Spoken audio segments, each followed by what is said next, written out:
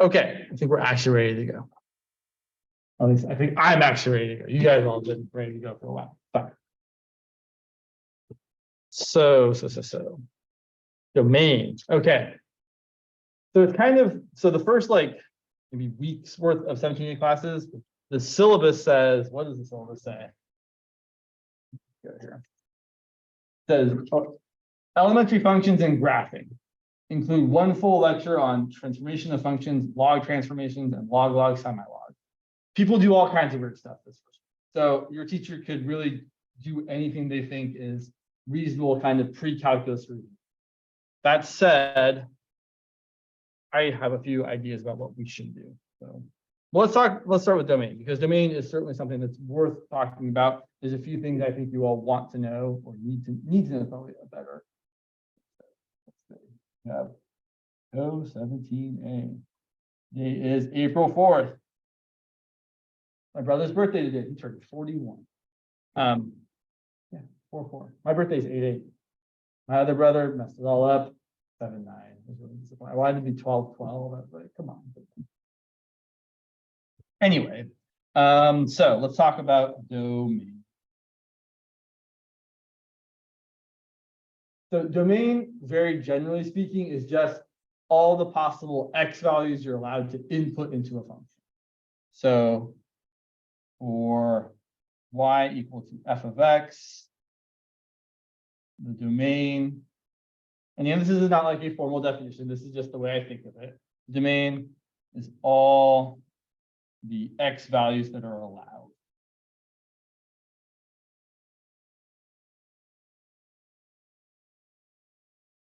What do I mean by allowed?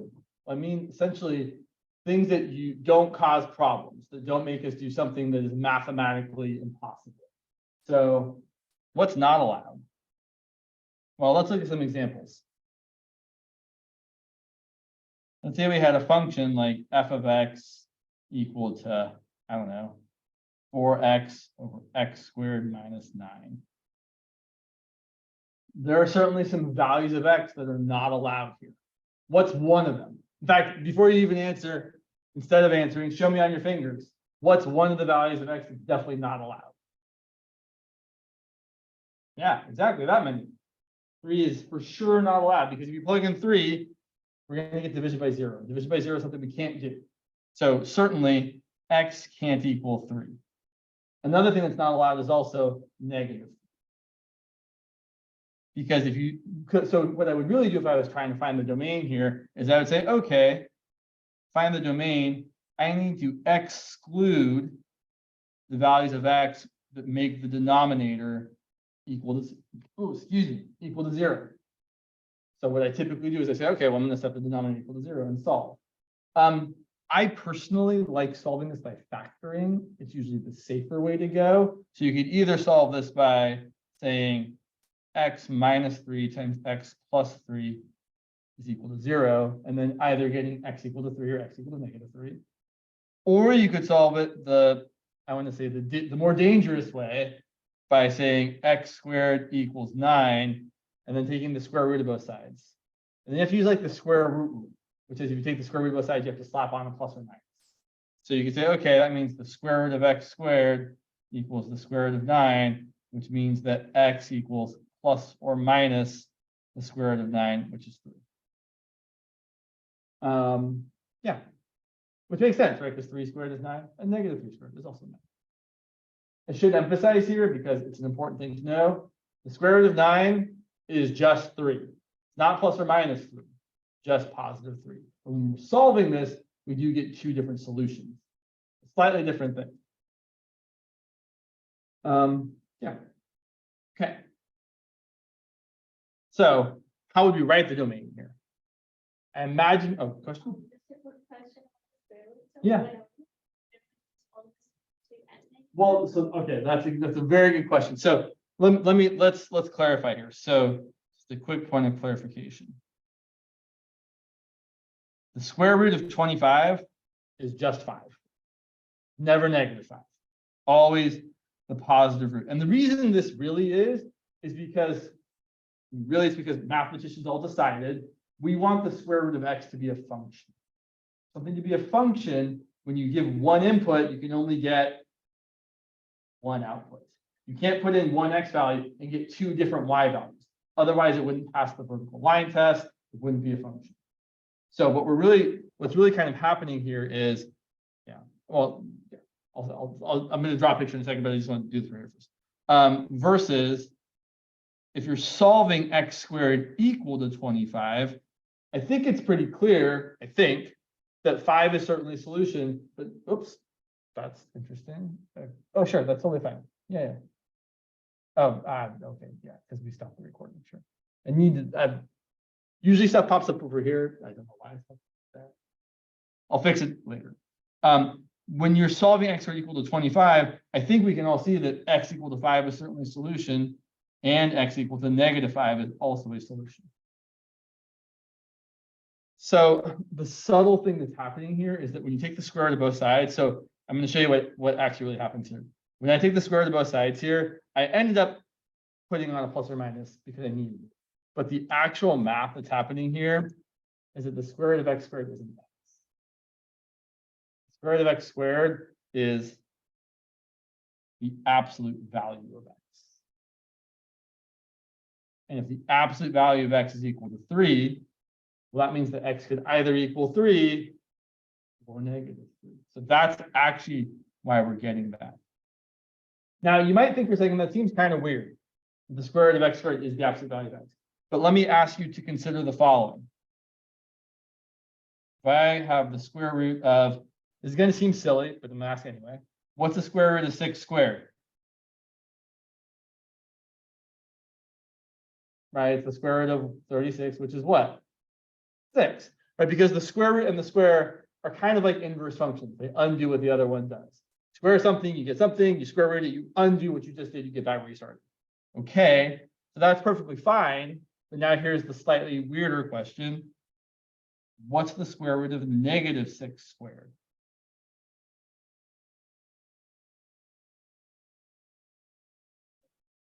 Well, what's -6 squared? 36. And what did we all just say that the square root of 36 was? 6. So whether or not you put in a +6 or a -6, when you square it and then take the square root, you end up with the positive result, which is exactly the same thing as what the absolute value does. The absolute value of 6 is 6, but the absolute value of -6 is also 6. So really, these are the same thing. The square root of x squared and the absolute value of x are literally the same function. Kind of funny. I know we kind of gotten away from the domain stuff, but this always comes up when we talk about this because it's important.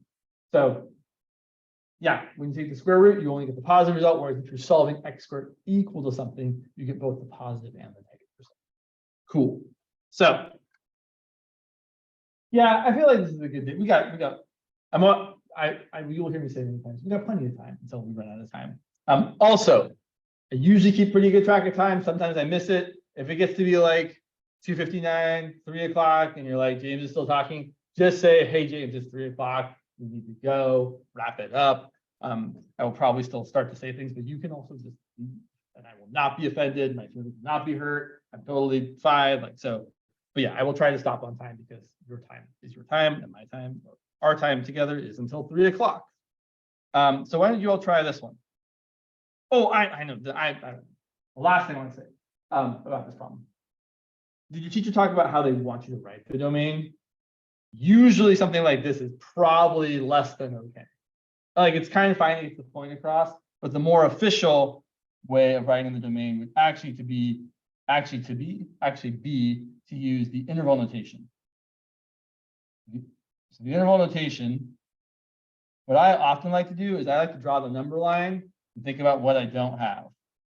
So on the whole entire number line of all real numbers from way to the left to way to the right, the only things I don't want are -3 and +3, which we usually indicate with open circles to say that we don't want them. I do want literally everything else.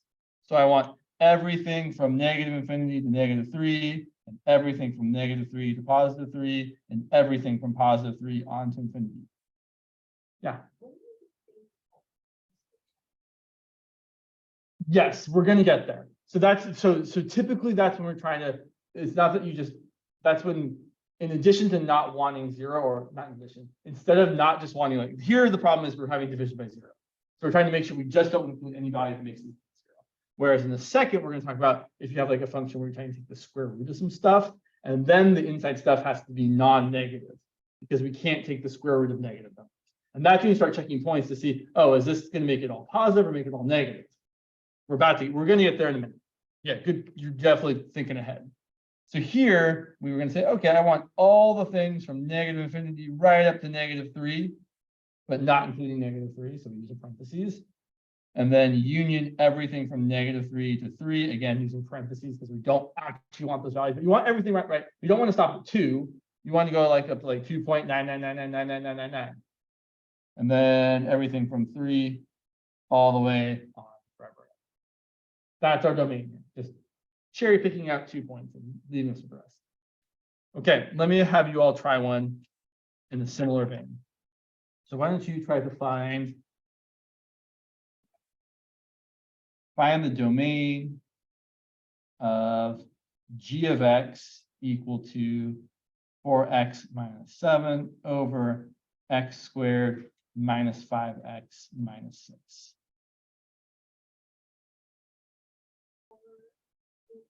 Okay, that's really fast. So let's take a look at this one first then. So here again, the only kind of problem or domain issue that we have is that there might be divisions by zero. There's no square roots of negative. So I know we haven't talked about the other things yet, but the other two things that are usually domain issues are possibly taking the square root of a negative number. Right? You can't do that. I should say, you can't do that and get a real number. Right? You can take the square root of a negative and get oh my God, what's the word? Imaginary, yeah. And actually, that is something that we are going to talk about a lot in 17C. Is we are going to talk about taking square root, because we get imaginary numbers and they mean something about some stuff we're going to learn about later, which we shouldn't talk about now because it's way far in the future. And the other thing we can't do typically is take a natural log or any logarithm of either a negative number or zero. So those are the other two domain issues we typically look for. But here, the only issue is that we don't want to divide by zero. So again, we're just trying to exclude where the denominator might equal zero. So this is always a tricky one, because when you've got 6 here and 5 here, it could be 2 and 3, it could be 6 and 1. You have to be careful. This one does factor as x minus 6 times x plus 1.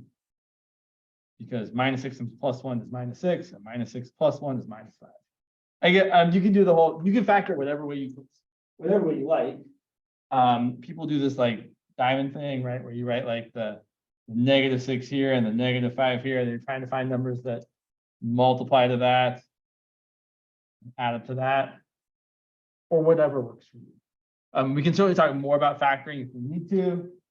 The assumption at this point is that people can factor just fine, but we can certainly talk about it more later on. So then we know that x equals 6 and x equals -1 are the numbers that we want to exclude. We don't need to do the whole number line thing here. I like to draw it just to kind of see what I have, but it doesn't matter that on this number line, something might be positive here and negative here and positive here. I don't care about the positive or negativeness, because it's perfectly fine to divide by a positive or a negative number. It's not okay to take the square root of a negative, but it's totally fine to divide by it. So I'm not paying attention to the signs at all. I'm just saying, I want all of this, I want all of this, I want all of this. So here the domain would be everything from -infinity to -1, union -1 to 6, union 6 to infinity. We'll address that problem you asked about in second, Shireen, right? Okay. But I want to extend this example for a second. So we're going to do something else first, but we'll get to that one, I promise. So let's compare that, or actually contrast that with, let's find the domain of f of x equal to, so I said the square root, but actually any even root is a problem. You can't take the 4th root of a negative number or the 6th root of a negative number or any even root of a negative number. Or fractional power, like you can't have a number to the 1/2 right? A negative number to the 1/2 power is just the same as the square root.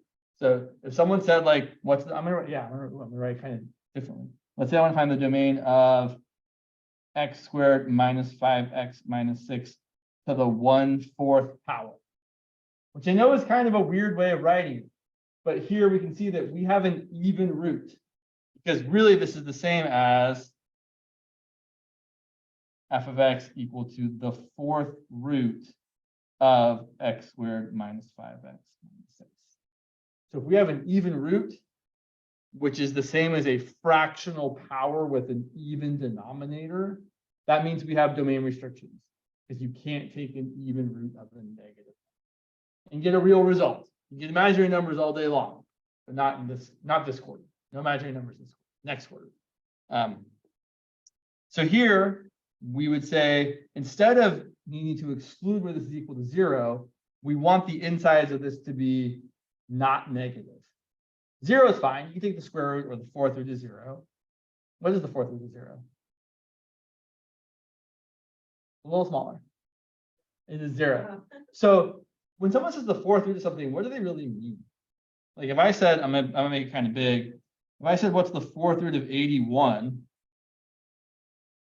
Or the square root of 25, we all know that the square root of 25 is 5. But why is it 5? Well, because when someone says square root, they really mean find a number that when you multiply that number by itself 2 times, you get back the number you started with. So the square root of 25 is 5 because 5 times 5 equals 25. In the same way, the 4th root of 81 is a number. It's 3. Because 3 times 3 times 3 times 3 4 times is 81.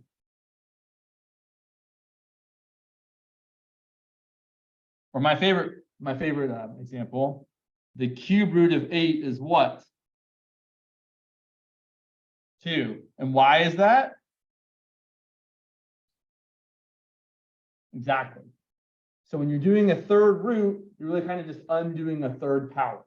You're saying, oh, what number do I raise to the 3rd power or multiply by itself 3 times to get the number that's inside the root? This is very much the idea of an inverse function. These things are just undoing each other. A square root undoes a square. A cube root undoes a cube. A 4th root undoes a 4th power. So here, kind of got off track there. All we're trying to say, so I asked the question, what's the 4th root of 0? The 4th root of 0 is 0 because 0 times 0 times 0 times 0 is 0. In fact, any positive root of 0 is going to be 0 because 0 times 0 times 0, however many times it's going to be. Same thing is true for 1. Any square root, 3rd root, 4th root of 1 is 1 because 1 times 1 times 1, however many times, is still 1. Cool. So here we need the insides to be not negative, but that means they can be either positive or equal to 0, or greater than or equal to 0. And definitely when you're solving an inequality like this, we need to factor. Bless you. I should say, when we're solving a non-linear inequality. So if this was just like 3x plus 5 is bigger than or equal to 0, you can totally just isolate x. But if it's anything that has any different power other than just x to the 1st, we have to use our factoring still. There's really no other way to do it. So here, we already know how to factor this. We did this one before. It's x minus 6 times x plus 1. And here, Dana specifically, with everyone really, here is where we're going to do the number line thing and check the signs. Because here's where we care about this thing being positive versus being negative. So I'm going to use my number line. Points on here, a -1 and a +6. And then we're just going to test. So I'm going to test something like 7. If I plug in 7, I don't actually care about the numbers. Right? We don't care at all what the value is. We just care if it's positive or negative. So if I plug in 7, I'm thinking, great, 7 minus 6 is positive, 7 plus 1 is positive, and a positive times a positive is positive. And if I plug in something between -1 and 6, like 0, 0 minus 6 is negative, 0 plus 1 is positive, and a negative times a positive is negative. And then finally, plugging in something less than -1, like -4, excuse me, -4 minus 6 is negative, -4 plus 1 is also negative, and a negative times a negative is positive. I definitely want the endpoints because the endpoints make it equal to 0, and we said it could equal 0. And I want the parts that make it positive. So I want all of this, and I want all of this. But I want none of that stuff in the middle. Any number between -1 and 6 is no good. Right? If I plugged in 0, I'd have the fourth root of -6, and that's a problem. I take the fourth root of the -1. So here, our domain is going to look like everything from -infinity to -1 with a bracket to include the -1 union bracket 6 to infinity. Cool. Just something to be aware of in case you haven't already noticed it. Whenever you've got infinities, infinities always get parentheses because you're never actually including infinity because it's not actually a number two. It's just saying we keep going in the getting really, really big or really, really negative direction. All right, let's see. Shireen had a question that I think all of you have similarly on the homework, which is the following one. I'm going to change the letters. Just, no, that's fine. U is fine. Let's say we had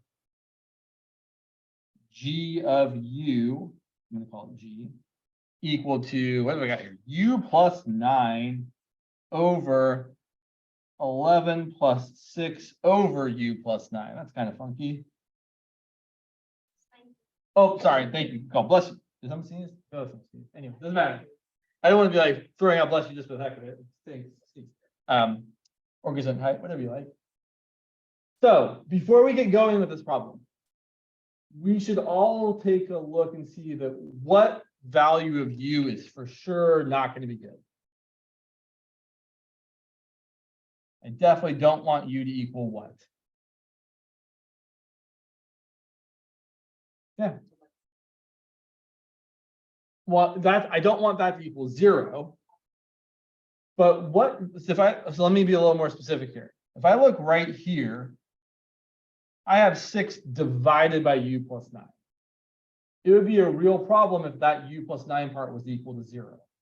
Or in other words, if U was equal to what? -9. -9 is for sure a problem. U cannot be -9 without a doubt. So when I look at a problem like this, it looks a little more complicated. I try to kind of look at the smaller pieces first. Say, okay, well, U plus 9 equaling 0 is a problem. So what I really probably want to start with is saying, okay, U plus 9 can't equal 0, which leads me then to saying U can't equal -9. But then I have another denominator. So every denominator I have can't be 0. So there's a denominator that can't be 0. And here's another denominator. 11 plus 6 over U plus 9 can't be 0. I never like writing doesn't equal 0. I don't like writing the inequality every time. It feels weird. So I really do prefer to say I don't have to actually write the words exclude, but I like to say I'm going to exclude where 11 plus 6 over U plus 9 is equal to 0. That's the way I kind of like to write. Okay. Interesting. So knowing already that U can't be -9, I can kind of manipulate this in ways I might not do. I'm going to, what am I going to do here? I would probably, I can go a couple ways. Here's what I would probably do. I would probably say 6 over U plus 9 is equal to -11. And then I would multiply both sides by the denominator U plus 9 to get rid of it, which is okay because I know it's not 0. Right? Technically, you can't multiply both sides by 0 and still say things are kosher, but it's totally fine if I'm making the assumption that U is not equal to -9, which I am. Great. So what do I have on the left? Just 6. On the right, if I distribute, I get -11U minus 99. Yeah, it's kind of not the best thing I've ever seen, but it's fine. So I'm going to add 99 over here, which 99 plus 6 is 105.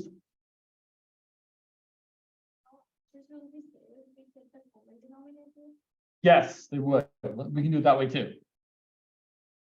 Like so by getting by multiplying 11 by U plus 9 over U plus 9. In fact, that's probably, you know what, honestly, that's probably a more general way that still gets both pieces at the same time. That's probably actually better. But I'll show that in a second. So if we do this, we're going to have 105 equal to negative 11u. And then finally solving for u, we're going to get 105 divided by negative 11 equal to u. Or in other words, negative 105. So here we're excluding that and that. So if I was going to put this on the number line just to kind of see, and really I'm putting them on the number line here to see which one's bigger. Which one is more negative? Negative 9 or negative 105 over 11? They're pretty close to each other, actually. Yeah, negative 105 over 11 is just a little more negative than negative 9. Because negative 9 would be negative 99 over 11. And this is just a little bit more negative. So on the number line, here's how this would look. Here's your negative 105 over 11. Here's your negative 9 right next to it. Do I need to check the signs? No, there's no square roots, there's no logarithms. I don't need to check the sign. I just care about getting rid of those things that make me divide by 0. So I want all of this, and all of this. So here my domain is going to, I should put my little circles to exclude here. So here my domain would be negative infinity to negative 105 over 11, parentheses, union, negative 105 over 11, negative 9, union, negative 9 to infinity. All of that. Now I'll point out, because I think it's a good observation. We could also have done this just by using a common denominator here instead. So just to say, right, if we had 11 plus, interesting. Now I'm not so sure, actually. No, we should be able to, yeah. We multiply this by u plus 9 over u plus 9. Then we have 11u plus 99 over u plus 9 plus 6 over u plus 9. And then we have, if we add that all together, 11u plus 99 plus 6 is still 105 over u plus 9 equal to 0. So to get this equal to 0, we just have the top equal to 0. And we see that, oh yeah, if 11u equals plus 105 equals 0, we're going to end up with getting u equal to negative 105 over 11. And then also, obviously, u can't be negative 9 because you can't divide by 0. So also, yeah, u can't be negative 9.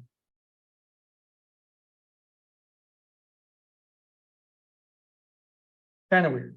It's kind of a strange problem, but totally fine. But there's many pieces to consider here. Dana, you look like you have a question. Okay.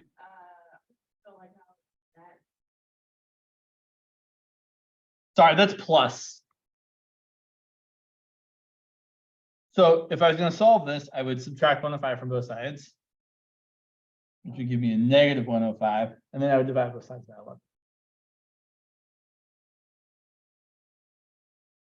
Cool. All right, let's see. Okay. So let's talk about the other things that you. So we talked about roots a little bit. Yeah, let's do one of those.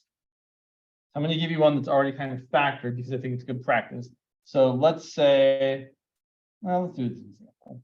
Let's say we want to find the domain of f of x equal to the square root, sure, of x minus 2 cubed times x plus 1 to the 4th times x minus 7 to the 5th, all divided by x plus 6. So just looking at this right off the bat, what's one value of x that for sure we are definitely not allowed to have in our domain? Negative 6, exactly. Negative 6 is out for good. X plus 6 can't equal 0. X can't equal negative 6. Cool. So now for the rest of this stuff, which is already factored, that stuff has to be greater than or equal to 0. So I want you all to do the rest of it.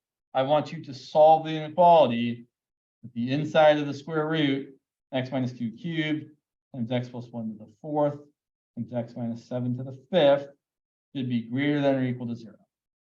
So make your number line, put your 3 points on it, figure out where things are positive and where things are negative.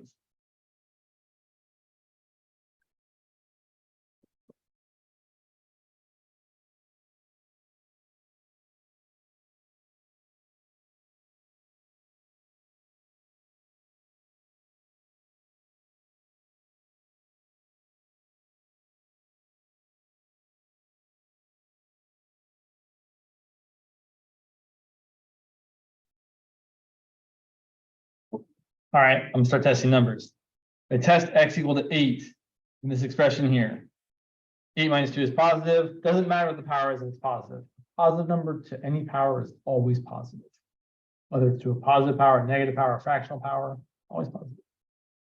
So 8 minus 2 is 6 cubed is positive. 8 plus 1 positive.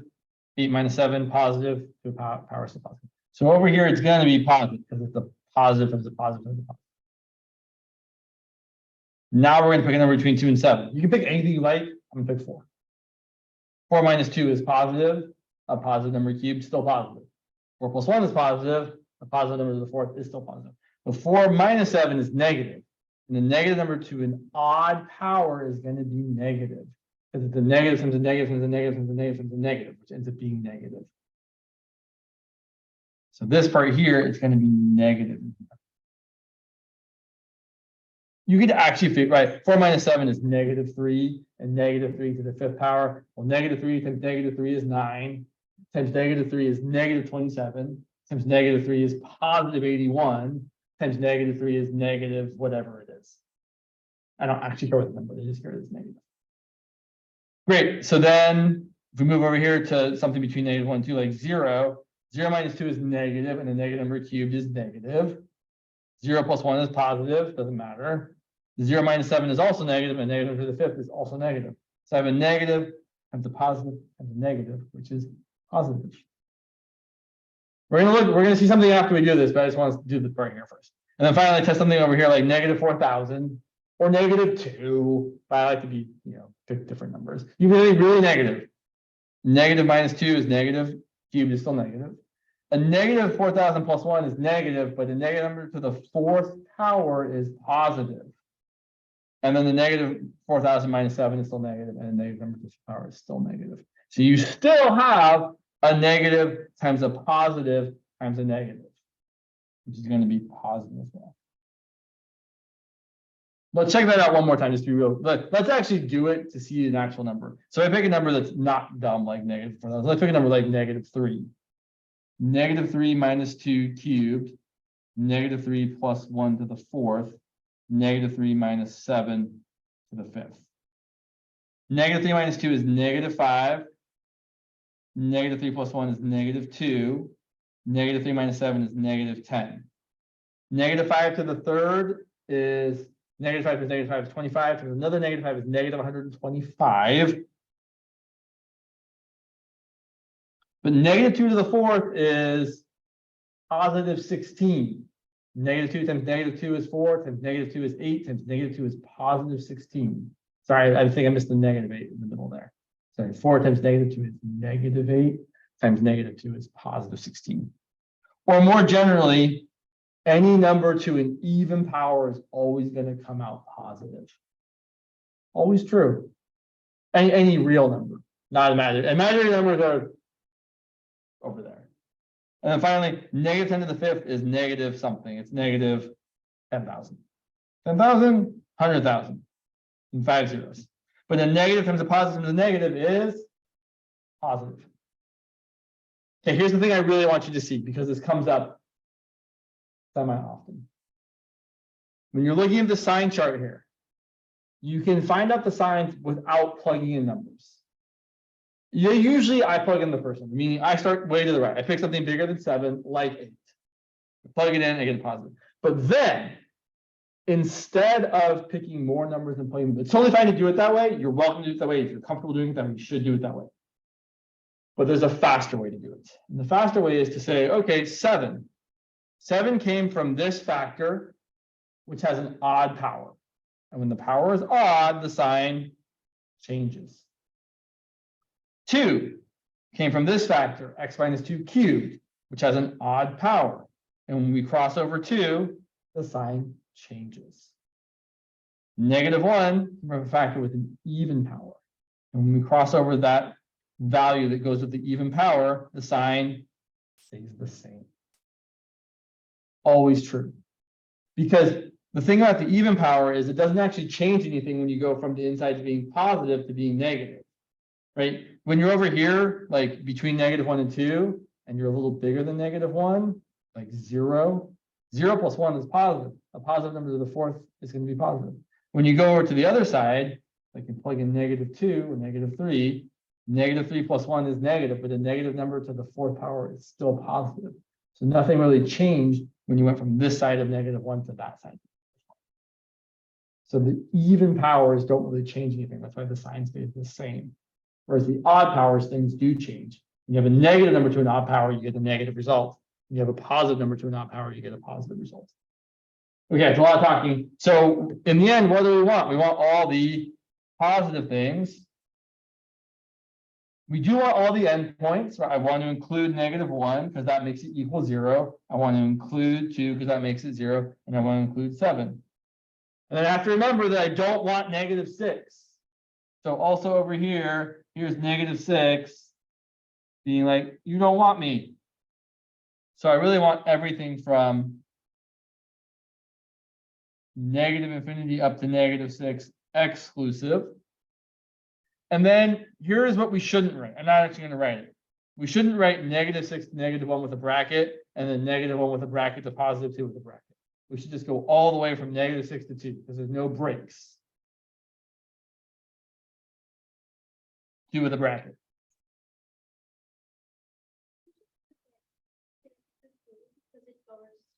But we said before we don't want -6, right? If we look at the original function, -6 was a problem. We cannot have it. It's totally fine inside here. Like you can plug in -6 here and get a positive result out. But the problem is -6 makes us divide by 0. And then finally, we want everything from 7 onward. So bracket 7 to infinity.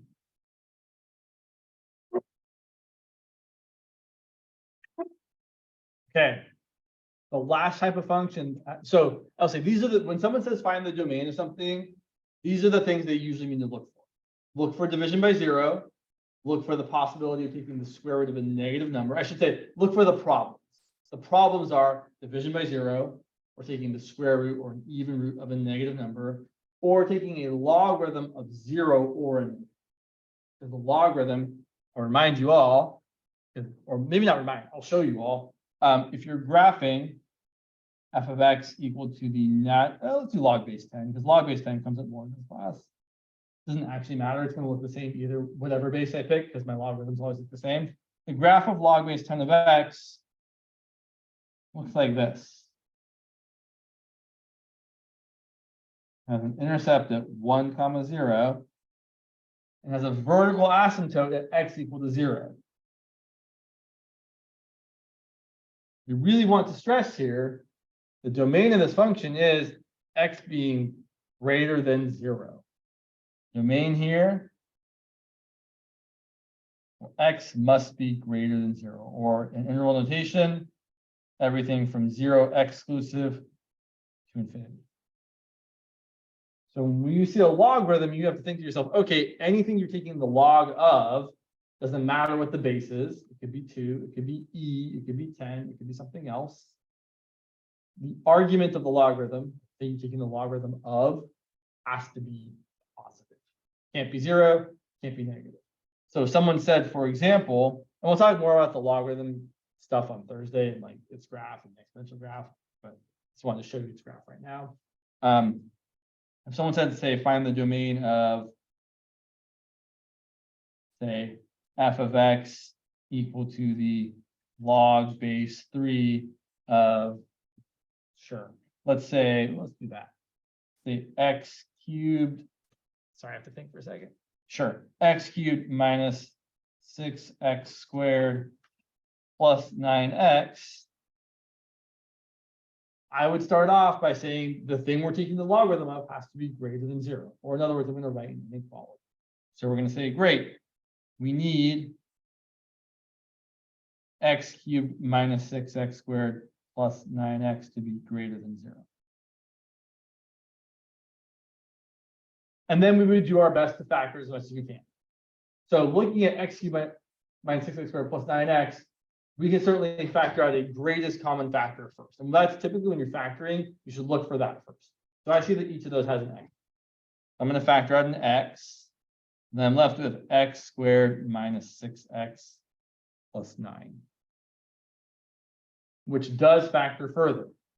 Right? We can factor that as x minus 3 times x minus 3, or better yet, x minus 3 squared.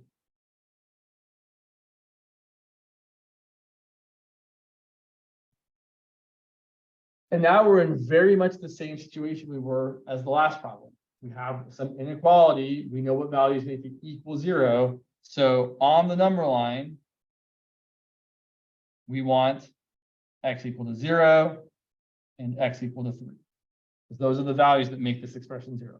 Those are the values where the sign of the expression could change. Because if you're going to go from positive to negative, or from negative to positive, what number do you have to go through? What's the barrier between positive and negative numbers? 0. Is 0 positive or negative? Don't answer that question. It's neither. 0 doesn't have any sign. Interesting. So yeah, so that's why we look at where it's equal to 0, because that's where you can change from positive to negative. It's kind of like, in fact, it's a lot like graphing something. When you graph something and it goes through an x-intercept, it's going from a positive value to a negative value, and it's crossing through a value of 0. So number line. On my number line, I'm going to get 0 and positive 3. And we do the same sort of thing I did before. I'm going to pick one number to the right, like 5, and plug it in. I plug in 5, I get 5 times 5 minus 3 squared, which is going to be a positive, which is a positive, which is positive. And now here's what I could do. I could plug in a number between 0 and 3 like 1, which is easy to do. And I'm not dissuading you from doing that at all. But I could also just say, 3 came from the factor x minus 3 squared. The power is even, which means the sign stays the same. 0 came from the factor x to the first. The power is odd, so the sign changes from positive to negative. Yeah, you're free to go. You don't, well, yeah, take off. So you can also check that if you plugged in 1 is positive and 1 minus 3 is a negative, but a negative squared is positive. So you still have a positive thing, positive, which is positive. You plug in -1 is negative, -1 minus 3 is -4, but the negative number squared is still positive. So you have a negative to the positive, which is negative. Either way is fine. Do what works best for you.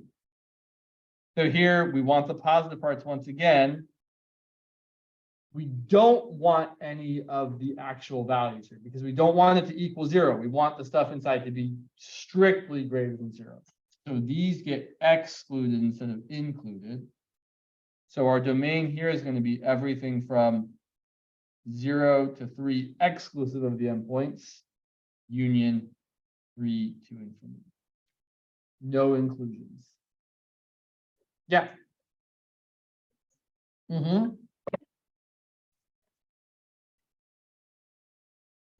So here -6 was excluded, not because of a square root thing, but because if we plug in -6, we get division by 0. That, right, exactly. So we have to look for kind of all the things. So if you have division by a possible 0, you got to exclude those. When you're taking square roots, you only have to worry about the negative things that are getting excluded. But when you have logarithms, you have to worry about the zeros and the negative things getting excluded. Excluding the endpoint, yeah, exactly. Yeah. So here are the rules that I've always kind of lived my life by when it comes to domain. That sounds more impressive than it is. The life rules for domain, just the domain rules. And they're pretty straightforward once you've seen them a couple times. The domain rules are the following. If your function f of x looks like I don't really care what's on top over some stuff, we need to exclude where that stuff is 0.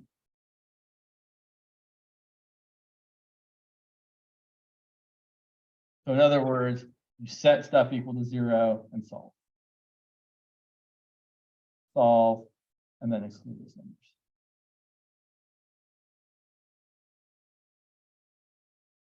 But you might have, instead of a fraction, you might have a square root. So if f of x equals the square root of some stuff, then what we're going to do is we're going to say, great, the stuff has to be, what does the stuff have to be? Can it be 0? Can we take the square root of 0?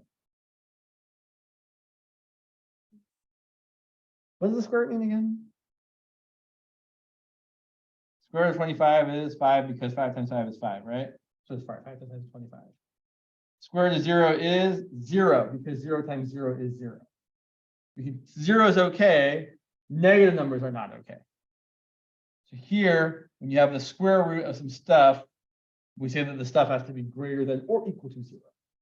And really, I'm being a little bit not general here. Really, I should say any even.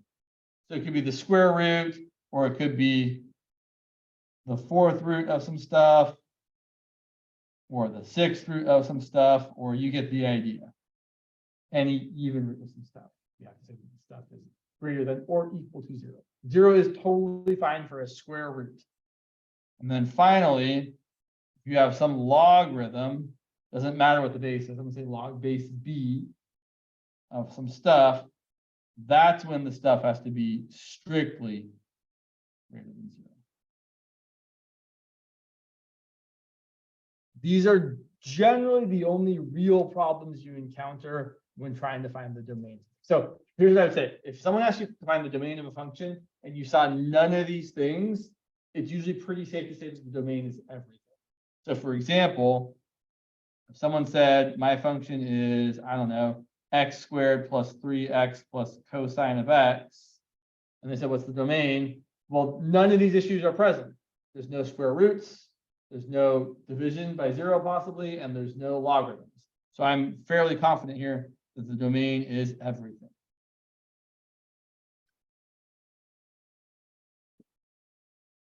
I will mention this list is not quite exhaustive. There are a couple other weird functions that we probably learn about briefly later on that do have some domain issues, but we'll cross that bridge when we get to it. They're not that important. These are the things that really matter.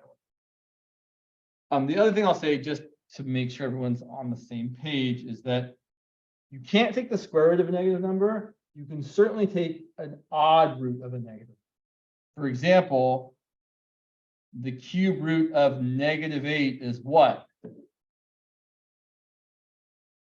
-2.